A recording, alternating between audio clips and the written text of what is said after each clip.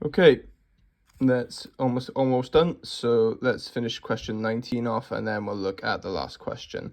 So express this number in standard form. So what we do, standard form is writing a number as a number between 1 and 10 times by 10 to some whole number power. And you're not allowed to have 10. You're allowed to have 1, but you're allowed to have as close to 10 as you can get. So 9.99999, as close as you can get, but you cannot be 10. So what we look at is, where do we put this decimal point such that this number would be between 1 and 10?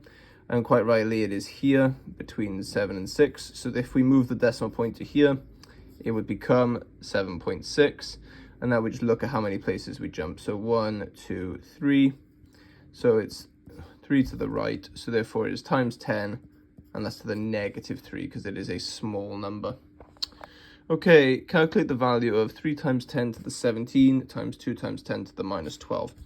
Okay, so we use the idea of commutativity here. So let's collect these up. So we just keep our constants together and we keep our indices together.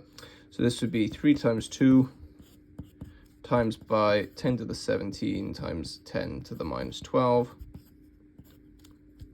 So this is 6, and then 10 to the 17 times 10 to the -12 is 10 to the 5.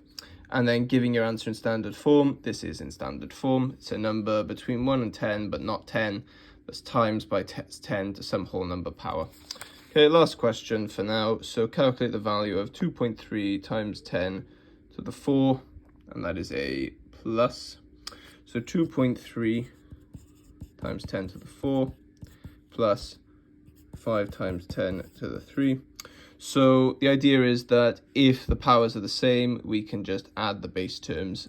So the powers aren't the same, so what we do is we're going to scale this one up so that it's to the power of 4. To do that, we divide this by 10 so that we can times this by 10 to compensate. So this becomes 0.5 times 10 to the 4, and this is 2.3 times 10 to the 4. So now they both have the same power. So now we can just add them. So it's 0.5 plus 2.3. So it is 2.8 times 10 to the power of 4. And that's it for this question.